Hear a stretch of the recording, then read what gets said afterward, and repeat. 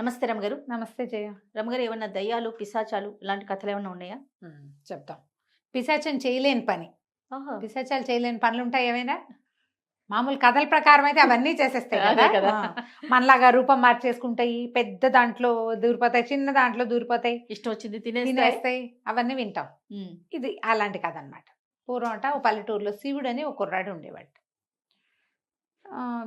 భలే అల్లరివాడు, మహా బద్ధకస్తుడు వాడు. అల్లరి అనగానే యాక్టివ్ అనుకుంటాం కదా! కానీ యాక్టివ్ కాదు, బద్ధకంగా ఉండేవాడు వాడు. వాడు ఏ పని పెద్దగా చేసేవాడు కాదు. కొంచెం పిల్లాడు పెద్దవాడయ్యేసరికి తండ్రి గతించాడట. తల్లి పాపం అక్కడ ఇక్కడ ఏదో ఆ పనులు ఈ పనులు చేసి బిండి పోషించేది. వాడు ఏ పనికి కొరగాడు. ఇప్పుడేంటి మనకి పిల్లలు స్కూల్కి పోతారు. హ్మ్. హ్మ్. ఏదో చదువుతారు, 10th క్లాస్ దాకా ఎటగొట్ట ఈడుస్తారు. ఆ లోపల పిల్లాడు ఏదైనా పని చేయాలన్న ఊహ పేరెంట్స్కి ఉండదు. హ్మ్. ఒక మాదిరి తల్లిదండ్రుల్లో. కొంచెం చిన్న ఇళ్లలో పల్లెటూళ్ళల్లో ఏం చేసేవాళ్ళు, పిల్లాడు ఆ 7, 8 ఏట నుంచి గొడ్ల వెనకాల వెళ్ళటము, గొడ్ల దగ్గర బాగు చేయటము, వాకిళ్ళు కసువులు ఊడటము, పొలం వెళ్ళి అన్నాలు పట్టుకెళ్ళి ఇచ్చి రావటము, మంచినీళ్ళు పట్టుకురావడం, ఈ పనులు చేయించేవాళ్ళు 7, 8 ఏళ్ళ నుంచి. ఓకే. చేయిస్తే వాడు 15 ఏళ్ళు వచ్చేసరికి వాడు మంచి పనిమంతుడు అవుతాడు. వీడి 15 ఏళ్ళు 18 ఏళ్ళు వచ్చాయి, పనిమంతనం లేదు, ఏమీ లేదు, ఊరికే పడుకునే ఉండేవాడు. రాత్రిపూట లలై బదాలు పడితే ఎప్పటికీ పడుకోకుండా, పొద్దున్న ఎప్పటికీ లేవకుండా, ఏ పని చెప్పినా చేయకుండా, తర్వాత చేస్తా అని అలా బాధకంగా ఉండి పరమ సోమరిపోతూ హ్మ్. వాళ్ళ అమ్మే చూసేది.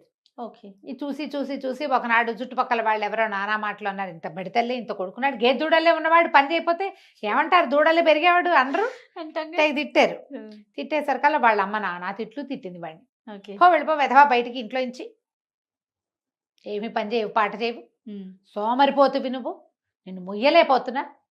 ఇప్పుడు 10 ఏళ్ళు 8 ఏళ్ళ పిల్లాడు అనుకో, ఏదో గుప్పుడు అన్నం తిని ఓ లడ్డు తింటే సరిపోతుంది. 15, 16 ఏళ్ళ వాడంటే బాగా కావాలి. 4 పూట్ల తిండి కావాలి, గ్రోత్ ఉంటుంది కదా. అదే కదా! ఆహారం వాడు పని చేయకపోయినా వాడు తిండే. అంతేగా. పని చేస్తే ఇంకో ముద్ద ఎక్కువ ఉంటుందేమో, లేదా పని మీద పడి ముద్ద తక్కువ కూడా తింటారు. ఆ! వీడు అట్టా కాదు, కూర్చొని కుంభాలు మేసేస్తున్నాడు. విసుగు పుట్టేసింది వాళ్ళ అమ్మకి. ఓకే. చీ వెధవా, పో బయటికి, నేను మొయ్యలేకపోతున్నాను, నీ తిండి తెచ్చేసరికి నా టంగులు తెగుతున్నాయని తెగ తిట్టింది. తిట్టేసరికి వీడికి కోపం వచ్చేసింది, విసుగు పుట్టింది. ఎప్పుడు తిడుతుంది, ఎంతసేపు పని చెప్తుంది, ఎవడు చేస్తాడు ఈ పనులేని అని నడుచుకుంటూ పోయి ఊరు చివర ఏవో కొన్ని చింత చెట్లు, వేప చెట్లు అవి ఇవి ఉండే ఓ చెట్టు కింద కూర్చున్నాడు. చెట్టు కింద కూర్చుని ఈ బతుకు ఎవడు బతుకుతాడు, ఓ పులి వచ్చి మింగేసినా, పిశాచి వచ్చి మింగేసినా సరిపోతుంది, హాయిగా ఉంటుంది. వాడే అనుకున్నాడు ఓ పులి వచ్చి మింగేయకూడదున్నాను, లేదా పిశాచి వచ్చి మింగేయకూడదు, ఆ! నాకు చావు వచ్చేస్తే హాయిగా ఉంటుంది, చచ్చిపోతే ఈ గోల ఉండదు, ఈ పని గోల ఎవడ పడతాడు అనగానే ఒక చెట్టు సాటించి ఒక పిశాచం వచ్చింది. వచ్చేసా అంది.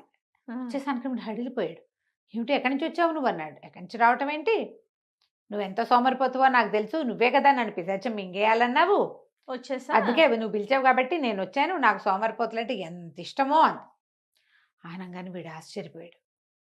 కానీ నన్ను మింగద్దు నువ్వు అన్నాడు. మింగను, మన ఇద్దరం కలిసి ఒక పని తీసుకుందాము, 6 ఏళ్ళు నీకేం కావాలంటే అది నేను చేస్తా, 6 సంవత్సరాలు. ఓకే. తర్వాత 6 సంవత్సరాలు నాకేం కావాలంటే అది నువ్వు చెయ్యాలి, బాగుందిగా. మన ఇద్దరికి ఇది అనేసరికి వీడు ఆలోచించి 6 సంవత్సరాల్లో నందో రాజా భవిష్యత్తు, సరే అలాగేనన్నాడు.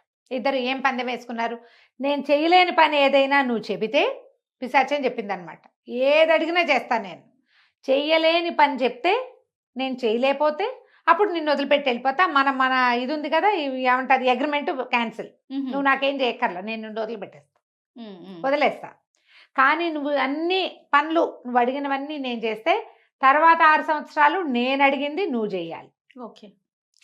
ముందు మనకే కదా ఛాన్స్ వచ్చింది, తర్వాత సంగతి తర్వాత చూసుకుందామని వీడు ఒప్పుకున్నాడు. ముందు నాకు సరే నాకేం కావాలంటే అది ఇస్తామన్నాడు. ఏది కావాలంటే అది ఇస్తానండి. జేబుల నిండా డబ్బులు పోసింది వాడికి, జేబు నిండా డబ్బులే. వాడు చొక్కా వేసుకున్నాడు, చొక్కాకో జేబుని దానికి ఓ లాగు తొడుక్కున్నాడు, రాగు 2 జేబుల్లో, వెనకాల సీటు మీద ఉండే జేబులో కూడా రూపాయి బిళ్ళలు వచ్చినాయి, బంగారు కాసులు. వాడికి ఉత్సాహం వచ్చేసింది. మా అమ్మ డబ్బులు లేకే కదా పనికి, ఆ పని ఈ పని అని ఎవరిని పని మనిషిని పెట్టుకోకుండా ఆవిడే పని చేసుకుని నన్ను కూడా చేయని చంపుతుంది. డబ్బులు ఉన్నాయనుకో, మనకున్న అరెకరము దున్నుకోవడానికి మనుషులు ఉంటారు, ఇంకో 4 ఎకరాలు కొనుక్కోవడానికి డబ్బులు వస్తాయి, డబ్బులు ఉన్నాయి, శుభ్రంగా కావాల్సిన తినొచ్చు, కావాల్సిన సేపు పడుకోవచ్చు, కోళ్ళు మేకలు గొడ్లు కదా అన్నీ పెట్టుకోవచ్చు, అన్నిటికీ డబ్బు ఉంది. అంతేగా. అన్ని పనులు చేయడానికి పని మనుషులను పెట్టుకోవచ్చు. బాగా ఆలోచించుకుని వాడు ఆ డబ్బులు చేత పుచ్చుకుని ఎగురుకుంటూ ఇంటికి వెళ్ళిపోయాడు. ఇంటికి వెళ్ళిపోతే వాళ్ళ అమ్మకి అన్ని డబ్బులు తీసి చూపించాడు. అమ్మ చూడవే ఎన్ని డబ్బులు తెచ్చారంటే, మాస్టర్ నీ కడుపుడక ఒక పావలాకి కొరగాని వాడివి ఇంత బంగారపు కాసులు ఎక్కడి నుంచి వచ్చినారు? ఆ రోజుల్లో బంగారు కాసు అంటే చాలా పెద్దది. ఇన్ని కాసులు ఇన్ని అన్ని జేబులు నిండా మొత్తం కలిపి ఇగో అయినాయి 2 దోసెళ్ళు. ఎట్లా తెచ్చావురా ఏంటంటే వీడేం చెప్పాడంటే, అమ్మ బ్రహ్మాండమైన పిశాచం ఒకటి దొరికింది. 6 ఏళ్ల పాటు దానికి అది నాకు పనిచేస్తుంది. తర్వాత 6 ఏళ్ళు నేను దానికి పనిచేస్తాను అనేసరికి వాళ్ళ అమ్మ తెల్లబోయింది. పిశాచాలతో అగ్రిమెంట్లు ఏమిట్రా నీ పిండాకుడు పిచ్చి వెధవా వద్దు మానేసెయ్యి, అసలు వద్దు, ఈ డబ్బులు వద్దు మనకి, నేను చేయనని చెప్పు, తెగతెంపులు చేసుకో దాంతో. ఇది మంచిది కాదురా, చంపేస్తుందిరా అది నేను. పైగా ఇంత తామరతంపరగా ఇంత డబ్బులు ఇచ్చి పడిపోతే చుట్టుపక్కల వాళ్ళంతా ఏమనుకుంటారు? అంతే కదా. ఏ చేతబడో చేశారంటే సస్తాను రా, వద్దురా వద్దురా అని ఎంత చెప్పినా వాడు వినలా. వాళ్ళ అమ్మంది, నువ్వు ఈ పిశాచాలతోటి సంగమం ఇది ఏమంటారు ఈ స్నేహాన్ని కొనసాగించేటట్టు నువ్వు ఇంటూ ఉండద్దు. కుటుంబానికి కూడా చెడ్డ పేరు. మన వాళ్ళంతా సాటి వాళ్ళు ఉన్నారా, వాళ్ళందరి మీద కూడా ఈ భూత వైద్యం గొడవలు వస్తాయి. వీళ్ళింటో దయ్యాలు ఉన్నాయంటే మన ఇళ్ళ వైపుకి ఎవరు రారు, మధ్య చుక్క కూడా పోయారు ఎవరు. అవన్నీ ఎందుకే అమ్మా, మన దగ్గర డబ్బులు ఉన్నాయి అన్నీ వస్తాయంటాడు పిల్లాడు. తల్లి మాత్రం ఒప్పుకోవాలి. వెళ్ళిపోమనేసరికల్లు వీడు మన చేతిలో పిశాచం ఉంది, ఏది కావాలంటే అది చేస్తుంది, అమ్మ లేకపోతే ఏమైంది ఓరిని అని చెప్పి బయటికి వెళ్ళిపోయాడు. ఆ వయసులో అలాగే ఉంటుంది జయ, వెళ్ళాక కదా తెలిసేది. మరి సరే పిశాచం కాస్త వాడిని పిశాచం దగ్గరికి వెళ్ళిపోయాడు. వీడికి నుంచి బయటికి పోయాడు. బయటికి పోయి పిశాచాన్ని చెప్పాడు, నేను ఇంక ఈ ఊళ్ళో ఉండలేను, నువ్వు నాతో ఉన్నావంటే ఊళ్ళో వాళ్ళంతా మా దగ్గరికి రారట, మా అమ్మ చెప్పింది, నాకు అడవిలో చక్కటి ఇల్లు కట్టు అన్నాడు. ఠకేల్మని ఇల్లు కట్టేసింది, అది హ్యాపీమని అంటే కట్టేసింది. అక్కడి నుంచి బోల్డ్ అన్ని తిండి బండారాలు అన్నీ ఎప్పటికప్పుడు అయిపోతే మళ్ళీ వచ్చేస్తూ ఉండాలంటే సరే అని ఏర్పాటు చేసింది. వాడు హాయిగా ఉన్నాడు. నాకు బాగా పని సాయం చేయడానికి 5-6 పని వాళ్ళని పెట్టు అన్నాడు. 5-6 పెట్టింది. అక్కడి నుంచి ఇంకా రోజుకు ఒకటి అడిగేవాడు వాడు. కాలం కాని కాలంలో జామకాయదే, మామిడికాయదే, వాడి ఇష్టం, అరిసెలదే, అప్పచ్చోలదే, ఏదైనా పిశాచం పట్టుకొచ్చి ఇచ్చేది. అక్కడి నుంచి ఏం చేసింది, వీడికి ఐడియా, ఇక్కడంతా దొంగలు ఉన్నారట అడవిలో, చుట్టుపక్కలంతా చెప్పుకున్నారు. వాడు తోచినప్పుడు ఊళ్ళోకి పోయి తిరిగి వచ్చేవాడు, మళ్ళీ వచ్చేసేవాడు. కాలక్షేపానికి కావాల్సిన సినిమాలు కూడా ఏర్పాటు చేస్తున్నాడు, డ్యాన్సులు బొన్సులు. అప్పట్లో సినిమాలు లేవుగా, అవే కత్తిసాం చేసేవి, కర్రసాం చేసేవి ఆ పిశాచం సృష్టించిన వాళ్ళు, అవన్నీ చూసుకుంటూ ఉండేవాడు. ఊళ్ళోకి వెళ్ళి కనుకొచ్చి ఇక్కడంతా దొంగలు ఉన్నారట, దొంగలకి కాపలాగా పెంపుడు కుక్కల్లాగా మెలిగే ఒక 6 డజన్ పులుల్ని తీసుకురా నాకు అన్నాడు. అది 6 పులుల్ని తెచ్చింది. అవి కుక్క పిల్లలాగా తిరుగుతాయి వాకిట్లో. అంటే మన కుక్క పిల్లలు చూసే వాళ్ళకి పూలే కదా, భయం వేస్తుంది కాబట్టి వాకిట్లో పులులు తిరిగేవి. అక్కడి నుంచి ఇంటికి చుట్టూతా పెద్ద ప్రహరీ గోడ కట్టమన్నాడు, కట్టింది. 20 అడుగుల ప్రహరీ కట్టమన్నట్టు వాడు. ఆయన ఎవరో రాజకీయ నాయకుడు కూడా అటగే కట్టుకున్నాడని చెప్తున్నారు. పెద్ద ప్రహరీ గోడ. ఎవరు నీకు వాకిట్లో పుల్లు ఉన్నప్పుడు ప్రహరీ గోడ ఎందుకు? అదే కదా, పుల్లే కాపలా ఉంటాయి. కాదు దానికి అదే, దీనికి ఇదే. 20 అడుగులకి కోతికి కొబ్బరి చెప్ప దొరికినట్టే. సరే రోజులు గడిచిపోయినాయి, 5 ఏళ్ళు దాటిపోయింది. 6వ ఏడు పూర్తవుతుంది. ఈ మధ్యలో పిశాచానికి వీడిట పిచ్చ బడిగినప్పుడల్లా పళ్ళు కొరికేది. అది కళ్ళు కొరికనేది, నువ్వు నా చేతికి చిక్కుతావుగా 6 ఏళ్ళ తర్వాత, నిన్ను చంపేస్తాను, నేను మామూలుగా చంపను, నిన్ను బాగా నానబెట్టి వేడి నీళ్ళలో ఉడకబెట్టి ఆ తర్వాత పెనం మీద బాగా కాల్చి చిన్న చిన్న ముక్కలు చేసుకుని రోజు ముక్క చొప్పున 6 ఏళ్ల పాటు తింటాను నిన్న. అంత కోపం మరి రాదు, ఇన్ని రకాల పనులు చేయిస్తుంటే. మనమే 2-3 సార్లు ఎవరైనా వెంటనే పని చెప్తే వీళ్ళని తిట్టేస్తాం. అవును, కచ్చొస్తుంది, మంటగా ఉంటుంది. ఇన్ని రకాల పనులు చేసినప్పుడు దానికి ఆ మాత్రం మండదు. చిన్న చిన్న ముక్కలు చేసుకుని 6 సంవత్సరాల పాటు తింటాను నిన్ను నేనని చెప్తుంది. చెప్తే మనవాడన్నట్ట చూద్దాం 6 ఏళ్ళు పూర్తయ్యాక కదా, అప్పటి సంగతి అప్పుడు. 6వ ఏడు కూడా వచ్చింది. 6వ ఏడు పూర్తవుతుంది. వీడికి ఆలోచిస్తున్నాడు, పిశాచమేమో మన మీద కోపంగా ఉంది, హాయిగా 6 ఏళ్ళ నుంచి సుఖంగా ఉన్నా ఏ పని చేయకుండా, రేపు అది ఏం పని చేయిస్తుందో మనతోటి మనుషులతో, దానికి లేనిదేమీ లేదు కానీ మనుషులతో ఏం పని చేయిస్తుందో అది మనకు తెలియదు, దాని సంగతి తెలియదు. ఏం చేయాలి అని ఆలోచిస్తూ ఆ లోపల ఈ అడవిలో పెద్ద పెద్ద చెరువులు అవి ఉన్నాయట. చెరువు గట్టును కూర్చున్నాడు. చెరువు గట్టు మీద కూర్చుంటే కొన్ని కప్పలు అటు ఇటు ఎగురుతూ కనపడ్డాయి. బెకమని సంగీతం. అడవి నిశ్శబ్దంగా ఉంటుంది. వీడొక్కడే ఉన్నాడు అక్కడ. మనుషులేరి పనిచేసేందుకు పిశాచపు మనుషులు ఉన్నారు. వాళ్ళు మనుషుల కింద లెక్క కాదు కదా, వాళ్ళు మాట్లాడుకోరు, పనులు మాత్రం చేస్తుంటారు. ఆ నిశ్శబ్దంలో ఆ కప్పల సంగీతము అవన్నీ వినపడతాయి. బెక అని ఉండి అంటుంటాయి. బాగా ఆలోచించాక వాడికి తట్టింది. సరే పిశాచాన్ని పిలిచాడు. పిలిచి ఇంకొక అరగంట సమయం ఉంది 6 ఏళ్ళు పూర్తవటానికి. ఆ. వాళ్ళు పెట్టుకున్న టైంకి హాఫ్ అన్ అవర్ ఉంది. ఏమన్నాడు, అయిపోయింది కదా మన సమయం, ఒక అరగంట ఉంది, ఈ అరగంటలో నువ్వు ఒక్క పని చెయ్యి, ఈ చెరువులో ఉన్న కప్పలన్నిటినీ చెట్టు మీద కూర్చోబెట్టు. చెట్ల మీద నుంచి కప్పల సంగీతం వినాలనుంది, ఇదే నా ఆఖరి కోరిక అనగానే పిశాచం రుసరుసలాడుతూ, ఏమిటో నువ్వు నీ దిక్కుమాలిన ఐడియాలు, సరే చేస్తాలే, ఇంకేముంది అరగంట తర్వాత ఎలాగో నీ సంగతి ఉంది అన్నది. అని అక్కడి నుంచి ఏం చేసింది, గుప్పెడు గుప్పెడు కప్పలు తెచ్చి చెట్ల మీద పెట్టడం మొదలుపెట్టింది. ఇది ఒక గుప్పెడు తెస్తుంది, అరగుప్పెడు దూకేస్తాయి. మరి అవి ఎక్కడ ఆగుతాయి? కప్పలు తక్కడే అంటారు. ఇక ఎన్నిసార్లు కప్పల్ని పెట్టిందో, ఎన్నిసార్లు మొత్తం కప్పలన్నీ పెట్టాలి, అది ఇది పెట్టలేకపోయింది. అరగంట గడిచిపోయింది. గడిచిపోగానే కుర్రాడు అన్నాడు, శివుడు మరి మన సమయం ఏమో గడిచిపోయింది, నువ్వు కప్పలన్నింటినీ అక్కడ పెట్టి సంగీతం వినిపించే కచేరీ ఏమో నువ్వు చేయించలేకపోయావు అనగానే పిశాచమంది, నా వల్ల కాదులే ఈ పని, ఇది మాత్రం నేను చేయలేకపోయాను, నీకు నాకు రామ్ రామ్ వెళ్ళిపోయి ఇంటికి.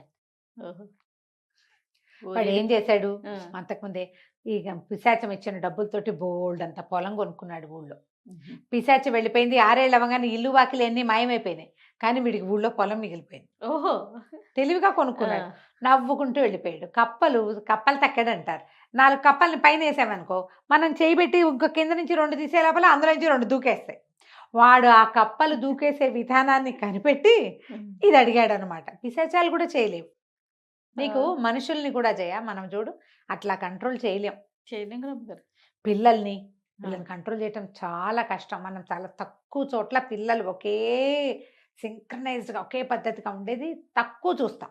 అవును కదా, అవునండి. అందుకే కప్పలు తక్కడి మేళం అంటారు. ఈ కప్పలు తక్కడితో పిశాచం బారి నుంచి వాడు తప్పించుకున్నాడు. పిశాచం చేయలేని పని ఏంటంటే అందరినీ ఒక లైన్లో పెట్టడం, కప్పల్ని లైన్లో పెట్టడం ఇంపాసిబుల్. అది కథ మంచి సరదా కథ.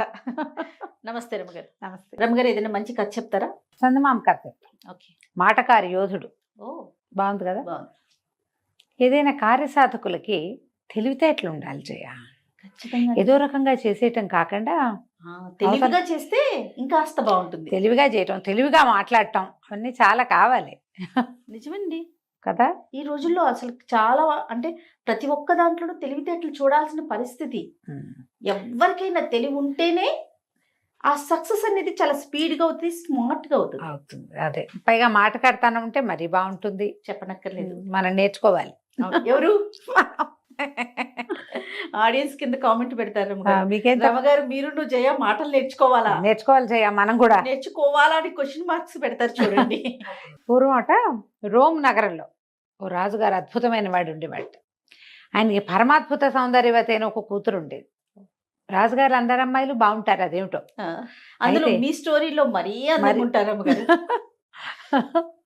అయితే ఆ ఊళ్ళో ఒక యోధుడు ఉండేవాడు, భలే పరాక్రమశాలి. అయితే ఆ యోధుడు ఎప్పుడో ఒక్కసారి చూసి యువరాణి ప్రేమలో పడ్డాడు.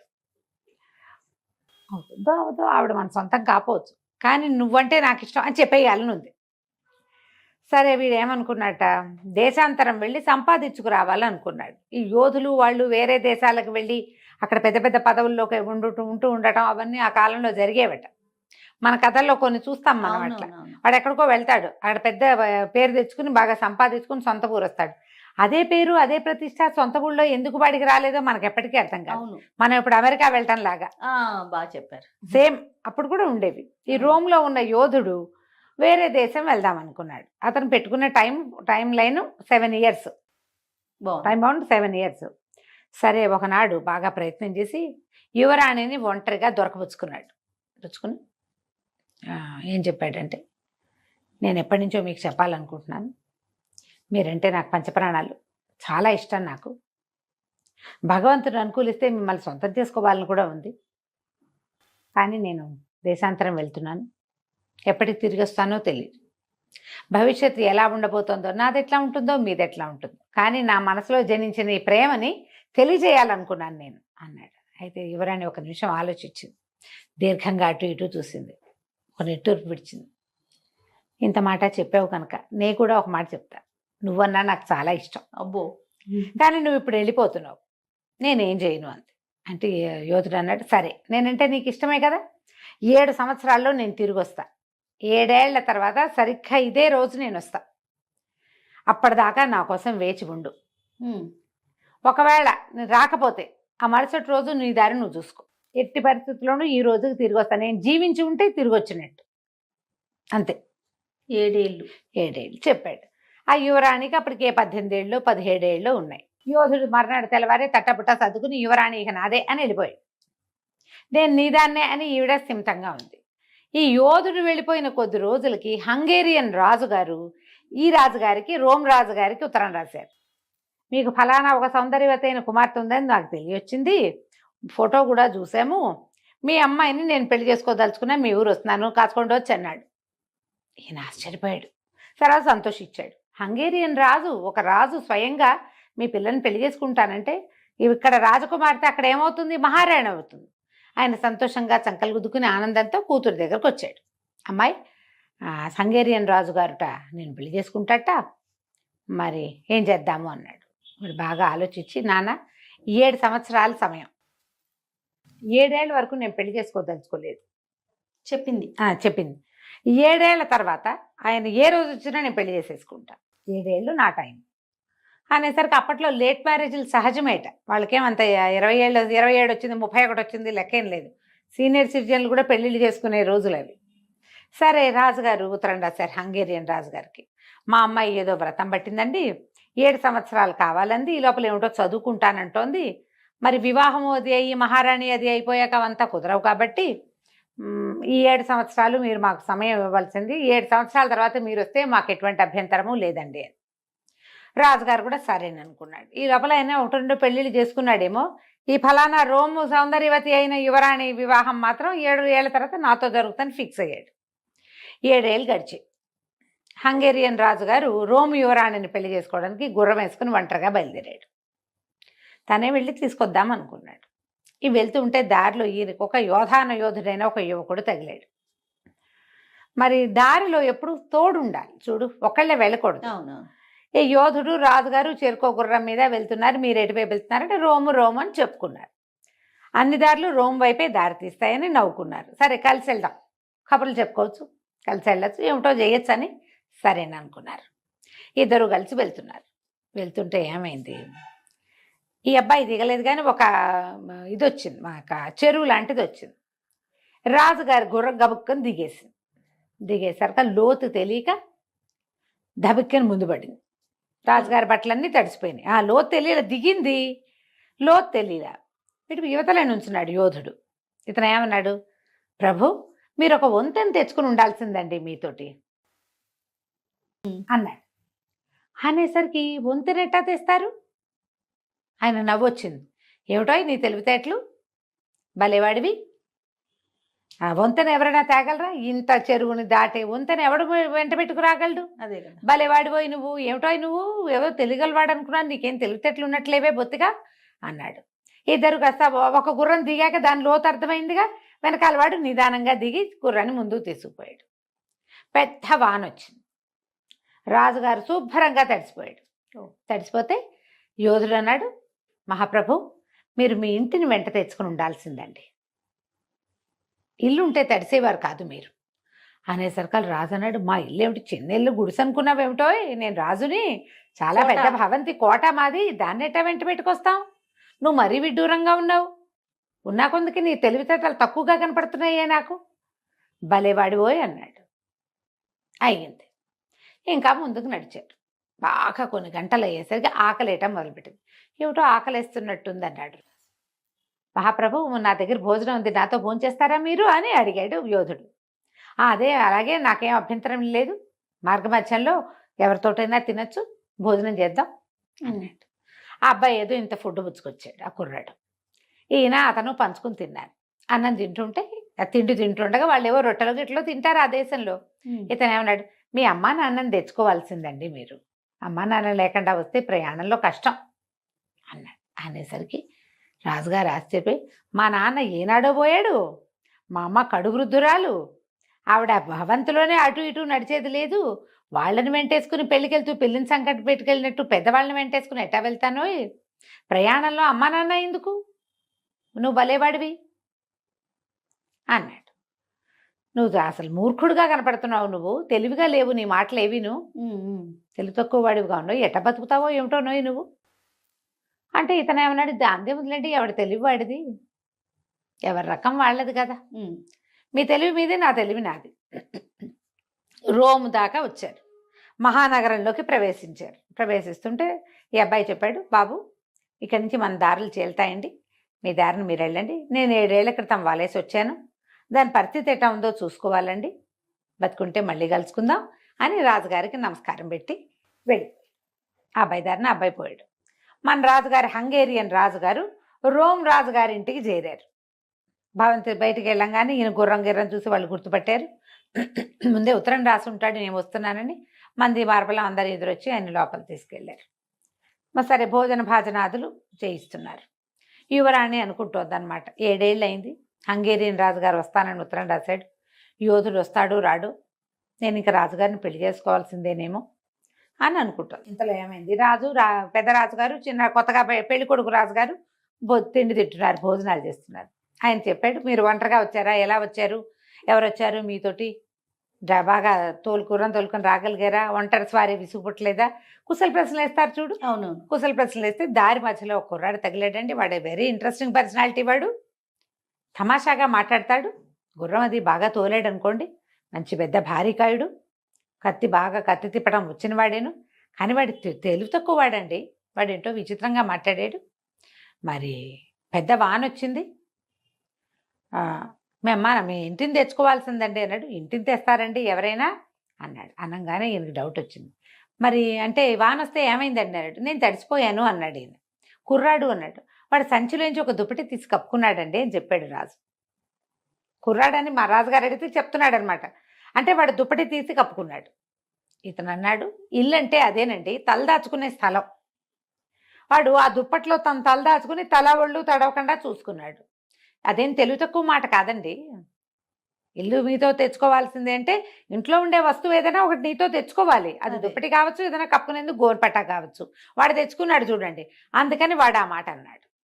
అక్కడి నుంచి ఏమోనండి, అది తెలివిగా ఉందంటారా ఆ మాట అని మేమిద్దరం నదిలో దిగామండి. నేను లోతు తెలియలేదు, నాకు ఆ గుర్రం ముందుకు పడినంత పని అయింది, కాస్తుంటే నువ్వు ఎటో పడేవాడిని నేను. అప్పుడు కూడా వాడు అట్టాగే అన్నాడు, వంతెన వెంట పెట్టుకు రావాల్సిందండి అంటే నిత్యం తెచ్చుకోవాలి వంతెనే అక్కడ అనేసరికి వంతెనేటా తెస్తామని నేనన్నానండి.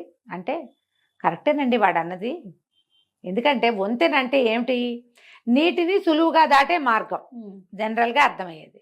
వీడి పాయింట్ ఏమిటిది, మీరు ఒక మహారాజు, ఒక నది దాటడానికి నది లోతెంతో తెలుసుకోవాలంటే ఒక సైనికుల్లో 2 సైనికుల్లో దింపి తెలుసుకుంటారు జనరల్గా ఎవరైనా. మీరు ఎవరినైనా సహాయం తెచ్చుకుని ఉండాల్సిందని వాడి ఉద్దేశం అయి ఉంటుంది. వాడి ఉద్దేశం అది అయి ఉండొచ్చు, తెలివి తక్కువ మాట కాదు అన్నాడు. ఇంకా ముందుకు వచ్చాక మేమిద్దరం కలిసి భోజనం చేసామండి, వాడే పెట్టాడు అనుకోండి తిండి, మీ అమ్మ నాన్నని తెచ్చుకోవాల్సింది అన్నాడు. మా నాన్న ఎక్కడన్నాడు, మా అమ్మ ఎంత వృద్ధురాలు, అమ్మా నాన్నని తెచ్చుకుంటామా ప్రయాణంలో, వాడు మూర్ఖుడేనండి మీరు ఒప్పుకోవట్లేదు కానీ అన్నాడు. వాడు మూర్ఖుడు కాదండి, మీరు తిండి ఎవరిది తిన్నారంటే వాడే పెట్టాడు. వాడి ఉద్దేశం అన్నపానీయాలు అమ్మా నాన్న అంటే. మీరేం చేశారు, ఇంత దూరం ప్రయాణం చేస్తూ ఏం తెచ్చుకోవాలా తిండి, ఆ మార్గ మధ్యలో తినడానికి తిండి తెచ్చుకోదు. ఓహో, వాడు తెచ్చుకున్నాడు. అమ్మా నాన్న అంటే ఏమిటి, మన తిండి తిప్పలు అమ్మా నాన్ననే చూస్తారు, వాళ్ళని మనతో తెచ్చుకోవడం అంటే తిండి తిప్పలు తెచ్చుకోవటం అని, అన్నపానీయాలు వాడు తెచ్చాడు మీరు రాలేదు అనేసరికల్లా రాజుగారికి నిజమేనేమో అనిపిస్తోంది, కానీ వాడు మరీ విచిత్రంగా మాట్లాడతాడండి. 7 ఏళ్ల క్రితం వలేసి వచ్చాను, దాని సంగతి చూసుకోవాలని నన్ను వెళ్ళిపోయాడు నా దగ్గర నుంచి అన్న. ఆ అబ్బాయి ఏడి మీతో ఎందుకు రాలేదు అని అడిగితే ఆయన ఈ మాట చెప్పాడు. చెప్పగానే రాజుకు స్ట్రైక్ అయిపోయింది. ఓహో వీడు వాడేనని, ఉండండి మీరు ఇక్కడే, నేను ఇప్పుడే చూసేస్తాను. ఆయన పరిగెత్తుకుంటూ అంతఃపురంలోకి పరిగెత్తాడు. యువరాణి ఏది, మాటకారి కుర్రాడు రాజుతో ప్రయాణం చేస్తూ తన ఐడియా మొత్తం ఆయనకి చెప్పి నేను ఈ పని చేస్తానని పెద్దరాజు గారికి తెలియజేసాడు. వెళ్ళంగానే యువరాణి లేదు, యోధుడు వచ్చాడు, ఆ అమ్మాయిని వెంట పెట్టుకుపోయాడు. రాజుగారి అమ్మాయిని పెళ్లి చేసుకోవడం ఆ రోజుల్లో చాలా సహజమైన క్రియగా జరిగేది. వెళ్ళిపోయాడు. పెద్దరాజుగారు కాళ్ళు ఇడ్చుకుంటూ హంగేరియన్ రాజుగారి దగ్గరకు వచ్చారు. ఏమంటే మనం పెళ్ళి ఎప్పుడు పెట్టుకుందాం అని అడిగాడు హంగేరియన్ రాజుగారు. అడిగేసరికల్లా రోమ్ రాజుగారు చెప్పాడు, ఇంకేం పెళ్ళండి, వలేసాను అన్నాడు కదా, ఆ వలలో చిక్కిన చేపను వాడు పట్టుకుపోయాడు. మీరు మా ఆతిథ్యం తీసుకుని మీరు కూడా మీ ఇంటికి వెళ్ళిపోండి. ఓకే. మా అమ్మాయిని 7 ఏళ్ల తర్వాత పెళ్లి చేసుకోవడానికి వచ్చిన వాడేనండి, వాడే మీతో తెలివిగా మాట్లాడాడు. రాజు అనుకున్నాడు వాడు చాలా తెలివైన వాడు. అంతే. అంతే, ఇంకా కథ కంచికి మనం ఇంటికి. మాటల మరాఠీ. మాటకారి యోధుడు. మాటగారి యోధుడు. చాలా బాగుంది రమ్మగారు. నమస్తే. నమస్తే. రమ్మగారు, కొంతమందిని మనం చూస్తుంటే వాళ్ళకి ఏదన్నా ఎంత దురదృష్టం ఉన్నా సరే దాన్ని అదృష్టంగా మార్చేసుకుంటారండి. వచ్చిన నష్టాన్ని కూడా లాభం కింద కన్వర్ట్ చేసేసుకుంటారు. అది ఇది రివర్స్ కూడా. కొంతమంది ఎంత అదృష్టవంతులున్నా అది దురదృష్టంగా మారిపోతూ ఉంటుంది. ఇటు తటు అటు ఇటు మారిపోతూ ఉంటాయి కదా. అదే వాళ్ళ టైంని బట్టి ఆ, మనుషుల మైండ్ సెట్ కూడా జయ. అంతే, అంతేనా? ప్రాబ్లం వచ్చింది అనుకో, ఆ, కుంగి కునారిల్లిపోతారు కొంతమంది, నేలకోలకు వచ్చేస్తారు. ఒక్కడు ఉంటాడు, వాడు ప్రాబ్లంలో కూడా ఆలోచిస్తాడు, ట్రై చేస్తాడు. ఎలా అలాంటి వాడికి విధి సహాయం చేస్తుంది. వాడు తన కింద పడిపోయిన దాన్ని కూడా సరి చేసుకుని సవరించుకుని ఎట్లా కొట్లా లేచి నిలబడతాడు. ఒక్కొక్కటి తీరు మనం చెప్పలేకపోతాం. అవును. ఇది అలాంటప్పుడు మనం God made hand, man made hand అని చెప్పుకుంటామా? అవును. అరచేతుల్లో ఒకటి దేవుడు చేస్తాడు, రెండోది మనిషి చేసుకుంటాడు. వాడి తాలూకు పట్టుదల, దీక్ష, వాడి ధైర్యం కోల్పోకుండా ఉండే మనస్తత్వం, మైండ్ సెట్ వల్ల సెట్ అవుతుంది వాడికి.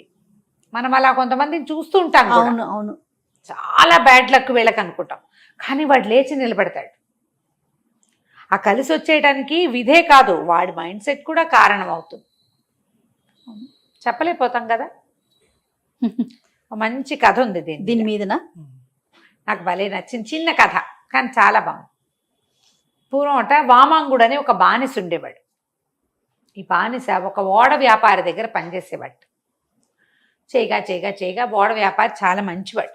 ఆయన ఏం చేశాడంటే, ఒక చిన్న ఓడ ఇచ్చి, చాలా ఏళ్ళ నుంచి నా దగ్గర పనిచేస్తున్నావు వామంగ, ఈ ఓడతోటి వ్యాపారం చేసుకో, నువ్వు పైకి రా, నేను ఇంకో కొత్త బానిసని పెట్టుకుంటానని చెప్పాడు. ఇతను ఏదో సరుకు కొని ఓడలో వేసుకుని పోయాడు అమ్మకాలకి. ఆ రోజుల్లో అలా ఉండేది. ఈ వెళ్తే ఏమైంది, వీడు దురదృష్టవంతుడు, ఆయనకు అదృష్టం వచ్చింది. ఎవరు ఓడలు ఇస్తారు? ఇవ్వరు కదా. ఇచ్చారు ఇక్కడ. కానీ సముద్రంలోకి వెళ్ళేసరికల్లా ఆ ఓడ తుఫాన్లో చిక్కుకుని పగిలిపోయింది. అయ్యో, మొత్తం సరుకంతా నీటి పాలైపోయింది. అందులో ఉన్న ఇతను పట్టుకెళ్ళిన బానిసలు, మనుషులు అంతా పోయారు. కానీ వామాంగుడు బతికాడు. మళ్ళీ అతనికి అదృష్టం. అయితే ఏమిది, బతికిన వామాంగుడు ఏదో చెక్క పలక దొరికితే అది పట్టుకుని ఎలా గోలాగా బతికి 4 రోజులకి ఒక ద్వీపాన్ని చేరాడు. అది తెలిసింది అతనికి ఒక ఐలాండ్ అని. అంతా ఇసకిసగ్గా ఉంది. కానీ కొంచెం ముందుకు వచ్చేసరికల్లా ఎవరైనా ఒక చోటకి చేరారనుకో, మట్టి మీదకి ఆహారం కోసం చూస్తారు. అతను కొంచెం తిండి దొరుకుతుందా, ఎవరైనా మనుషులు కనపడతారు, ఇక అసలు ఇక్కడ ఏముందో చూద్దామని ముందుకు వచ్చేసరికల్లా అదంతా చక్కటి సామ్రాజ్యం లాగా ఉంది. ద్వీపం చాలా చక్కగా ఫర్నిష్డ్గా బాగుంది. ఆ ద్వీపంలోకి వెళ్ళగానే అందరూ తనని గుర్తుపట్టినట్టుగా మాట్లాడుతున్నారు. అతనికి అర్థం కాదు, వీళ్ళంతా నన్ను గుర్తుపట్టినట్టున్నారేంటి, నేను ఎలా తెలుసు వీళ్ళకి అని ఆశ్చర్యపోయాడు. ఇంతలో ఏమైంది, ఓ రథము, దాని మీద ఛత్రము చామరాలు పట్టుకుని మంత్రులు, సామంతులు, వాళ్ళు వీళ్ళు బాకాలు బాజాలు ఊదుకుంటూ ఈయన దగ్గరకు వచ్చారు, ఈ వామాంగుడి దగ్గరికి. ఆశ్చర్యపోయాడు వామాంగుడు, ఇది నేను బానిసని, ఎలాగో ఓడ వ్యాపారిని అయ్యాను, ఇప్పుడు కాందిసీకుణ్ణి, నా బతుకు ఆ దగ్గర ఏం లేదు, వీళ్ళంతా నాకెందుకు ఎదురొస్తున్నారు అనుకుంటే, వాళ్ళందరూ నమస్కారం అండి, బాగున్నారా, రండి రథం ఎక్కండి అన్నారు. చాలా ఆశ్చర్యపోయాడు. ఎవరనుకుంటున్నారు మీరు నన్నంటే, మాకు తెలుసు మీరు విదేశీయులు, ఎక్కడి నుంచో వచ్చారు, పరదేశీ మీరు, అయినా పర్వాలా, ఇవాళ నుంచి మీరే మహారాజు, ఎవరు వస్తారా అని చూస్తున్నాం అన్నారు. అందరికి ఆశ్చర్యపడి, ఇదేమిటి సడన్గా రాజు అయిపోయాను, ఓడకి అధిపతిని అయ్యాను అనుకుంటే దురదృష్టం వెంటాడింది, నీళ్ళల్లో పడిపోయాను, బతికానని అదృష్టం వస్తే ఇప్పుడు ఇంకా మహాదృష్టం రాజునైపోతున్నా. సరే వెళ్ళాడు వాళ్ళతోటి. వాళ్ళు ఈ 4 రోజుల నుంచి ఓడలో నీళ్ళలో పడి కొట్టుకుంటున్న వాడికి శుభ్రంగా స్నానం చేయించి కడుపు నిండా భోజనం పెట్టి సాయంత్రం సభ తీర్చి రాజుని చేశారు. రాజు అయిపోయాడు ఆ ద్వీపానికి. రాత్రికి విందు. ఆ రాత్రి విందులో కూర్చున్నప్పుడు అడిగాడు, ఏమిటి ఈ కథ, ఇలా కొత్తగా వచ్చిన పరదేశం రాజును ఎందుకు చేస్తున్నారంటే, ఈ ద్వీపం ఎన్నేళ్ల నుంచో ఇక్కడ సంపదలు ఉన్నాయి, మాకు పనులున్నాయి, తిండి ఉంది, అన్నీ ఉన్నాయి, కానీ క్రమబద్ధమైన రాచరికం మాకు లేదు. రాజులు లేరు మాకు. లేక మేము ఏం చెయ్యాలి ఏం చెందకూడదు మాకు తెలియదు. ఏవో రకరకాలుగా చేసుకుంటూ ఉండేవాళ్ళం. అయితే ఒక పరదేశి ఆయన ఒక మహాముని ఇక్కడికి వచ్చాడు. ఆయన చాలా జ్ఞాని. ఆయన ఇక్కడికి వచ్చి మా రాజ్యపు పగ్గాలు చేపట్టాడు. ఏం చెప్పాడంటే, మీలో మీరు ఇలా గొడవలు పడుతూ ఉండకూడదు, మీకు ఒక రాజు ఉండాలి. మీలో ఒకడు రాజు అయితే మిగిలిన వాళ్ళు వాడికి సమాధానం చెప్పాలి, ఎందుకంటే అందరూ సమానమైన వాళ్ళు అక్కడ. అందుకని పరదేశిని రాజుని చేయండి. ఎవడు పరదేశి వస్తే వాడు రాజు అయిపోతాడు. సంవత్సరమే, ఏడాది తర్వాత వాడిని తీసుకెళ్ళి ఈ దేశానికి ఒక మూలగా ఉన్న ఒక అడవిలో వదిలిపెట్టేయండి. ఏడాదే వాడు రాజు. ఎక్కువ కాలం ఉంటే వాడికి మీ మీద ఆధిపత్యం వచ్చేస్తుంది. కొత్త వాడికి ఆధిపత్యం ఎందుకు ఇవ్వాలి? అంతే, ఇవ్వద్దు. ఏటా ఒక కొత్త రాజుని ఎన్నుకోండి అని మాకు బోధించాడు. మేము ఇప్పటికీ ఎంతమందో రాజులను ఎన్నుకున్నాం. ఇప్పుడు ఇవాళ మీరు వచ్చారు అనేసరికి బాగానే ఉంది. కాకపోతే ఏడాది తర్వాత నన్ను ఏం చేస్తారు అని ఈయనకి డౌట్ వచ్చింది. అడవిలో వదిలిపెడతాం అంతే, ఇక మేమేం చెయ్యం, మేము తిండి గిండి ఏమి ఇవ్వం, తీసుకెళ్ళి అడవిలో వదిలిపెట్టేయటమే, మీ చావు మీరు చావడమే, పోతారు ఉంటే ఉంటారు, అయ్యో అంతే. ఏడాది రాజభోగాలు అనుభవిస్తారు వీళ్ళు. భోగము ఉంటుంది, అడ్మినిస్ట్రేషన్ నడిపే అవకాశం కూడా ఉంటుంది. ఈ వామాంగుడు బానిసగా పనిచేస్తున్నవాడు. అతనికి ఈ రాజవైభవాలు అవన్నీ అవసరం లేదు, సింపుల్ లివింగ్ వాడు. సరే, రాజు అయిపోయాక ఇక్కడున్న అడ్మినిస్ట్రేషన్ అంతా హ్యాండిల్ చేశాడు. కొంచెం చేశాక ఒక 15-20 రోజుల్లో అతనికి ఏమనిపించింది, రేపు నన్ను ఎక్కడ వదిలిపెడతారో అదేమిటో చూసొద్దాం అనుకున్నాడు. కొంతమందిని అడిగాడు, వాళ్ళు తీసుకుపోయారు. వెళ్తే అక్కడికి చూస్తే పెద్ద అడవి, మనుష్య సంచారమే లేదు. ఆల్రెడీ వదిలిపెట్టబడిన రాజులంతా అవుటా, అంతే, ఇక తిండి లేదు ఏం లేదు అక్కడ. వీళ్ళకి ఒక 2-3 నెలలుగా రాజు ఎవడు లేడు ఈ రాజ్యానికి. 2-3 నెలల క్రితం వదిలిపెడితే తిండి తిప్పలు ఏమీ లేకపోతే ఏం బతుకుంటారు. కానీ అతనికి ఒకటి తెలిసింది, ఇక్కడ చాలా విస్తారమైన కలప ఉంది, ఎన్ని చెట్లున్నాయో. అక్కడి నుంచి నేల మంచి సారవంతమైంది. సరే, ఇతను ఏం చేశాడు, వారం వారం అక్కడికి వెళ్ళటం మొదలుపెట్టాడు. ఇక్కడ అడ్మినిస్ట్రేషన్ చూస్తూనే ఇక్కడి నుంచి కొంతమంది సైనికుల్ని తీసుకెళ్ళి అక్కడ వ్యవసాయం మొదలుపెట్టించాడు. చెట్లన్నీ కొట్టించి బిల్డింగ్లు ఏవో నిర్మింపజేశాడు, భవనాలు ముందుగానే రెడీ చేసుకుంటున్నాడు. అక్కడి నుంచి ఓ పక్కన మంచి సారవంతమైన నేల, వ్యవసాయం మొదలు పెట్టేశాడు. మరి అక్కడ పని చేయటానికి రోజు ఇక్కడి నుంచి ఎవరు వెళ్తారు, ఓ గుంపును సమూహాన్ని పట్టుకెళ్ళి అక్కడ పడేశాడు పని చేయటానికి. మెల్లిగా వాళ్ళు అక్కడ ఉండేసరికల్లా వాళ్ళ చుట్టాలు ఈ ఊళ్ళో ఉన్న వాళ్ళు ఏం చేస్తారు, మెల్లిగా అడవిలో రాజ్యానికి వెళ్ళడం మొదలు పెట్టారు. చుట్టాలు పక్కాలు పెళ్లి సంబంధాలు ఏముంది, 6 నెలలు గడిచేసరికి అక్కడ ప్రపంచ నిర్మాణం జరిగిపోతుంది. అక్కడి నుంచి పెద్ద పెద్ద వాళ్ళు, ఇప్పుడు శిల్పులు, వాళ్ళు బిల్డింగ్ కట్టడానికి ఇక్కడి నుంచి కల పని చేసే వాళ్ళంతా వెళ్ళాలా. ముందు చెట్లు కొట్టేవాళ్ళు మాత్రమే వెళ్ళారు, తర్వాత చెట్లు కోసేవాడు వెళ్ళాడు. కొట్టేవాడు కోసేవాడు అక్కడే ఉండిపోయారు. హాయిగా ఫ్రెష్ ఎయిర్, కొత్తగా పంటలు, తొలి పంటలు మహారుచి, ఉండిపోయారు. క్రమంగా ఏమైంది, అక్కడ పూర్తిగా ఒక నగర నిర్మాణం జరుగుతూ ఉంది, అమరావతి లాగా. సరే, సంవత్సరం అయిపోయింది. ఏడాది అయిపోగానే రాజుగారిని, మిమ్మల్ని రేపు పంపించేస్తామండి అన్నారు. అలాగే అన్నాడు హ్యాపీగా. ఈయన్ని పంపించడానికి వచ్చిన అధికారులు నిర్ఘాంతపోయారు. ఇదేది అడవేది, ఇక్కడ ఒక నగరం ఉంది. వాళ్ళ నగరం అంతా తిరిగి చూశారు. అక్కడి నుంచి మర్నాడు ఈ ఊళ్ళో ఉన్న సంపన్న గృహస్థులంతా వచ్చి చూశారు. అడవి లేదు. 3 రోజుల తర్వాత వాళ్ళు ఒక పెద్ద సభ పెట్టుకుని, ఈ నగరాన్ని ఆ నగరాన్ని కలిపేద్దాం, 2 నగరాలకి ఒకడే రాజు వామాంగుడు. ముందున్న రాజులకు ఆ తెలివి లేక, ఈ విషయం అందరికీ తెలుసు, నిన్ను ఏడాది తర్వాత వదిలేస్తామని చెప్తే ఏడాది తర్వాత వదిలించుకుని చచ్చిపోవడానికి సిద్ధపడ్డారు వాళ్ళు. ఇతను మాత్రం ఏం చేశాడు, ఒక ప్రపంచాన్ని నిర్మించేశాడు. విజనరీ, అది దూరదృష్టి కలిగిన వాడు. విజన్ ఉన్నవాడు ఎప్పుడు రాజుగా రాణిస్తాడు.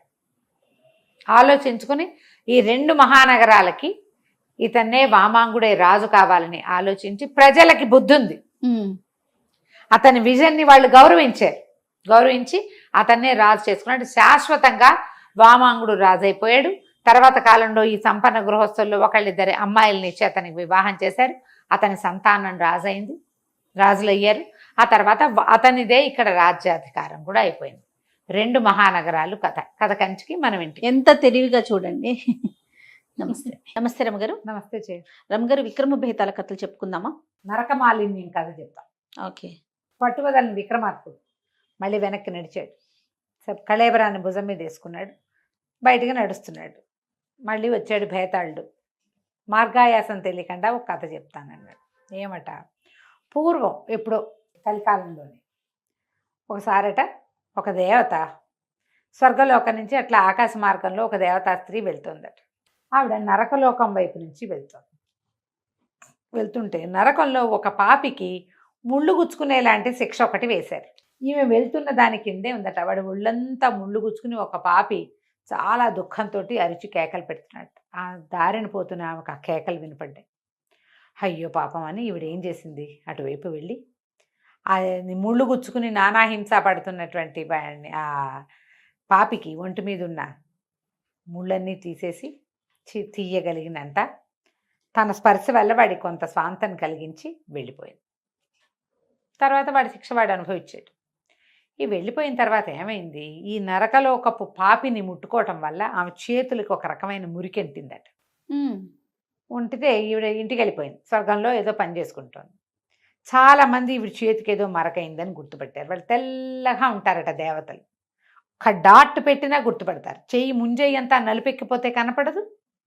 ఒక్కొక్కళ్ళకి తెలిసిపోయింది ఈవిడ చేతులకి ఏదో అంటింది మరక, అది వదలటం లేదు అని. ఇంద్రుడు పిలిచి అడిగితే ఈమె చాలా మొహమాట పడి చెప్పింది, నేను అట్లా నరకలోకి వెళ్తుంటే అతని దుఃఖం నన్ను కదిలించింది, అందుకని నేను వెళ్ళి చేశానంటే కేకలేశాడు. నువ్వు ఒకటి నరకలోక పాపిని మనం ముట్టుకోకూడదు. వాడు చేసిన పాపాలకు శిక్ష వాడు అనిపిస్తుంటే నువ్వు పోయి తగ్గించడం ఏమిటి, అది నీకంటుకుంది. ఇప్పుడు వాడు బాధపడుతున్నాడు అనుకోకూడదు. నరకంలో వాడు పడే బాధ, నరక బాధలు ఎందుకు వస్తాయి, వాడు చేసిన పాపానికి ఫలితం అది. వాడు ఎలాంటి దుర్మార్గుడో, వాడికి ఆ ముళ్ళుగుచ్చేవి కంటకం, ఇదేదో శిక్ష, నెత్తురు గారిపోతుంది ఆ ముళ్ళు గుచ్చుకున్న చోట నుంచి. వాడు ఎంత దుర్మార్గుడో, భూలోకంలో ఎంత హింస పెట్టాడో మానవుల్ని, అందుకు కదా వాడికి అది వచ్చింది. నువ్వు పోయి వాడికి శిక్ష తగ్గించి వాడిని ముట్టుకొచ్చావు. వాడు ముట్టుకుంటే ఆ నరక మాలిన్యం నీ చేతికి అంటేసింది.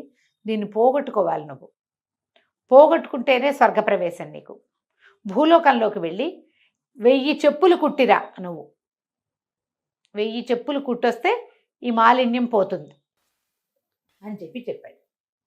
ఈ దేవత ఏం చేస్తుంది, స్వర్గం నుంచి బయటకు వచ్చి భూలోకంలోకి పోయింది. చెప్పులు కుట్టాలి అంటే వాళ్ళంత ఉంది సాధనం. ఈవిడ కుట్టితే ఎవడేసుకుంటాడు ఆ చెప్పులు, ఈవిడెవరో వాళ్ళకి తెలియదు.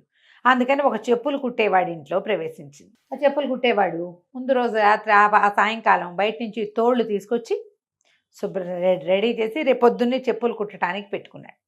ఈ దేవత గారు అక్కడికి పోయి కూర్చుని చకచకా చెప్పులు కుట్టి, కొన్ని జతలు చెప్పులు కుట్టి మూలగొచ్చు. పొద్దునే చెప్పులు కుట్టేవాడు చూసుకున్నాడు. ఏమిటి చెప్పులు ఎక్కడి నుంచి వచ్చాయి, వస్తువు మాత్రం తందే, ఆ తోళ్ళు తనవి, ఎవరో కుట్టి పెట్టారు. వాడు భగవంతుడికి వేల ప్రణామాలు చేసేశాడు. ఎవడో దేవుడు నన్ను రక్షించాడు అనుకున్నాడు. ఇతనికి చెప్పులు కుట్టేవాడు అమ్ముకుంటాడు, కానీ అతను కొంచెం మోటుగా ఉండే చెప్పులు కుడతాడు. ఈ దేవత తనకు మంచి పనితనం ఉన్నట్టుగా కుట్టింది. నాజుగ్గా ఉన్నాయి చెప్పులు బయటికి తీసుకెళ్తే విపరీతంగా అమ్ముడుపోయినాయి. టకటగా కొనేసుకున్నారు జనం. సరే ఏం చేశాడు, మళ్ళీ వస్తూ ఇంకా తోలు సామాన్లు అన్నీ తెచ్చి పెట్టాడు శుభ్రం చేసి. తెల్లారేసరికి ఇంకో కొన్ని జతలు తయారైనాయి, అవి అమ్ముడిపోయినాయి. రోజు తేవా అమ్మ. కొద్ది రోజులు గడిచేసరికి అలబడికి ఏం తెలిసిందంటే, ఎవరో దేవత తనని కరుణించి కుడుతోంది, తన ప్రత్యక్ష దేవత.